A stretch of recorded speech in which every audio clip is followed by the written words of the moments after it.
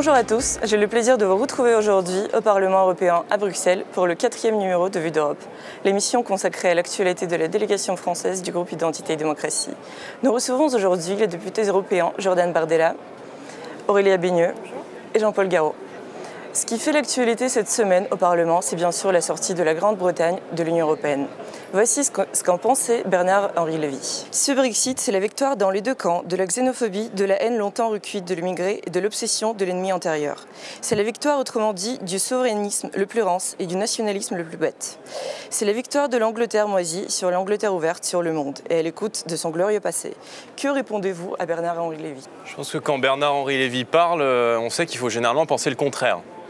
Je pense que ça a été un Brexit, en tout cas, a été un grand message d'espoir et d'espérance qui a été adressé de la part du peuple britannique à l'Union européenne, aux institutions européennes.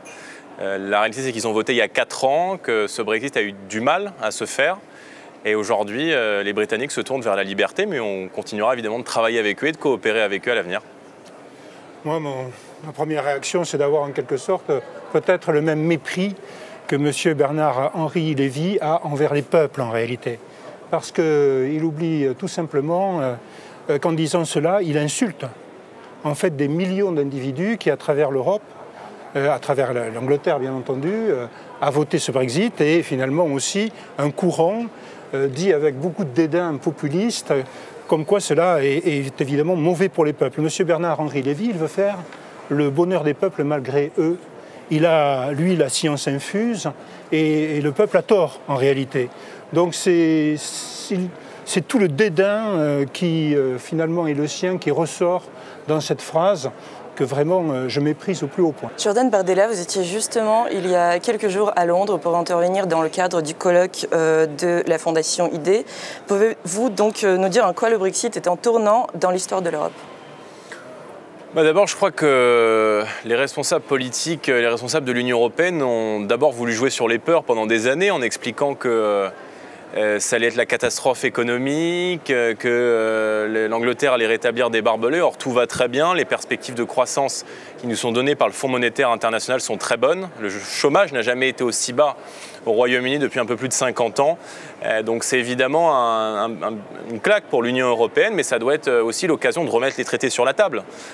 L'Union européenne, elle a imposé pendant des années et des années l'absence de protection, la suppression des barrières douanières, le libre-échange imposé, l'immigration massive. Or, tout cela, ce sont des idées dépassées, ce sont des idées des années 90. Le monde est tourné aujourd'hui vers la réaffirmation des identités, la réaffirmation des nations, des souverainetés. C'est ce à quoi on s'emploie ici. Et c'est vrai qu'il faudrait aujourd'hui tout remettre sur la table et aller vers une coopération européenne entre nations souveraines, pour se mettre autour de la table sur les grands défis du XXIe siècle, que sont l'écologie, l'intelligence artificielle, la 5G, et laisser effectivement les nations se concentrer sur leur budget et la gestion de leur politique migratoire. Est-ce que ce Brexit, selon vous, n'est pas une occasion justement pour promouvoir la langue française au sein des institutions européennes à la place de l'anglais ? Ça, c'est une question à laquelle je me suis attaché avec notre délégation dès notre arrivée ici au Parlement européen, et qui plus est maintenant avec effectivement le départ de nos amis anglais, puisque nous nous retrouvons ici avec finalement plus aucun pays qui a la langue française, anglaise comme langue officielle, si ce n'est Malte qui l'a, je dirais, à moitié, si je peux me permettre une telle affirmation. Donc l'Irlande parle gaélique. Donc aujourd'hui, finalement, au Parlement européen et dans les instances européennes, alors que l'anglais est finalement très souvent employé, trop souvent employé, je dirais, eh bien, en réalité, il n'y a plus personne, il n'y a plus aucun anglais.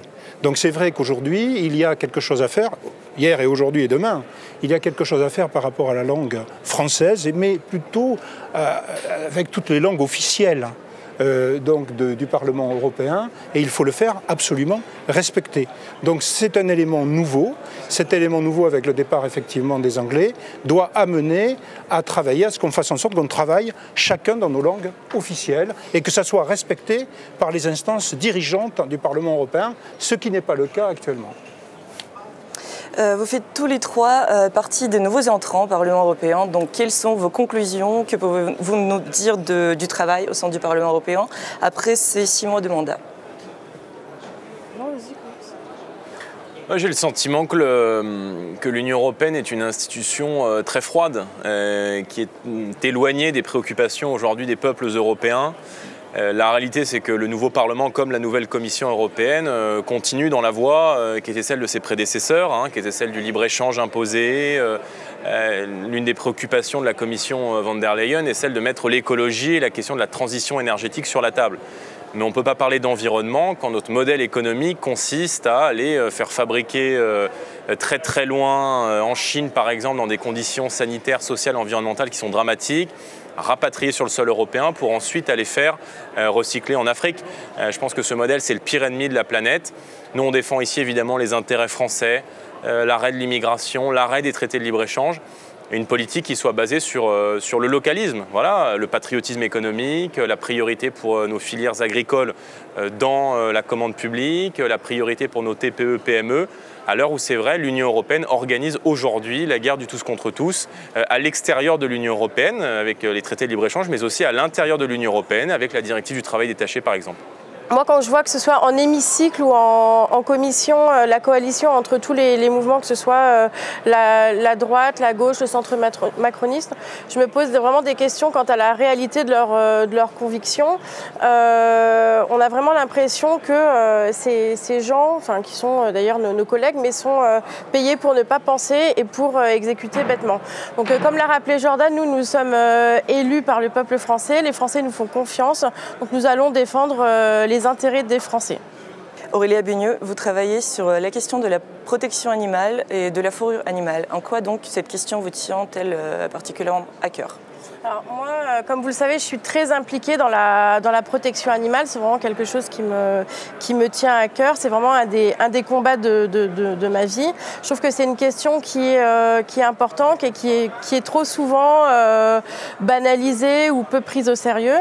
Et concernant la fourrure, effectivement, j'ai tenu, par exemple, hier à faire une Voxbox pour revenir un petit peu sur les pratiques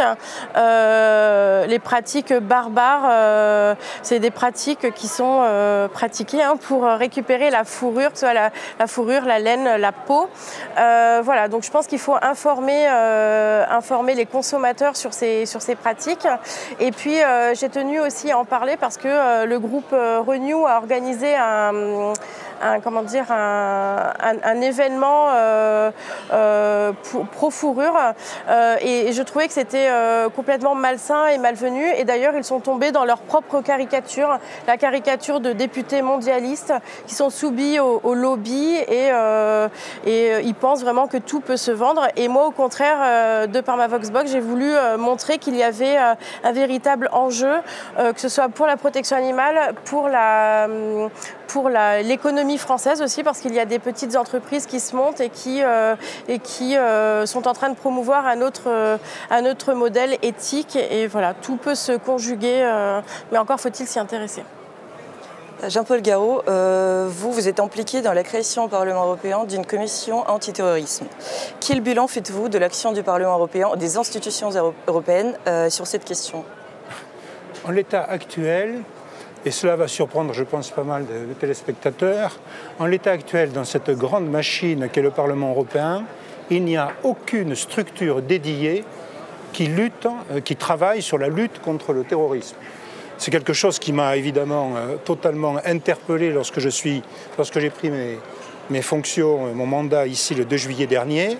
Et tout de suite, avec donc, tous les autres députés de notre délégation, nous sommes intervenus auprès du président du Parlement européen pour faire en sorte de dire mais il faut rectifier évidemment cela, il faut que le Parlement européen travaille sur cette question essentielle pour nos démocraties en Europe, qu'est la lutte contre le terrorisme. Eh bien, cela fait donc plusieurs mois que nous nous battons pour obtenir la création d'une simple commission destinée à travailler sur cette question évidemment essentielle. Et pour l'instant, nous n'avons eu aucun retour, alors que j'ai relancé à plusieurs reprises, que j'ai vu évidemment beaucoup de monde, puisqu'ici tout fonctionne dans les couloirs, dans les coulisses. Eh bien, malheureusement, ce n'est pas encore le cas. Alors que, sous la précédente mandature, il y avait eu quand même une petite, je dirais, commission spéciale et temporaire qui avait été créée, qui avait rendu un rapport très intéressant en 2018, qui finalement n'a aucune suite. Alors que nous venons d'avoir encore une fois en France et en Angleterre des attentats terribles, eh bien le Parlement européen, au jour d'aujourd'hui, n'a pas de structure dédiée pour cela. C'est, je le dis, un vrai scandale. Et nous nous battons, là aussi, sur ce sujet essentiel, pour faire en sorte que les choses changent. Comment voulez-vous que nos compatriotes français et européens comprennent une telle situation? Ici, au Parlement européen, souvent, on parle de sujets qui n'ont aucun intérêt, quasiment aucun intérêt. On nous demande de voter des résolutions sur tout et n'importe quoi. Et là, nous n'avons aucun travail sérieux, aucune structure dédiée. Il faut absolument rectifier cela et nous faisons tout notre possible, bien sûr, pour y arriver.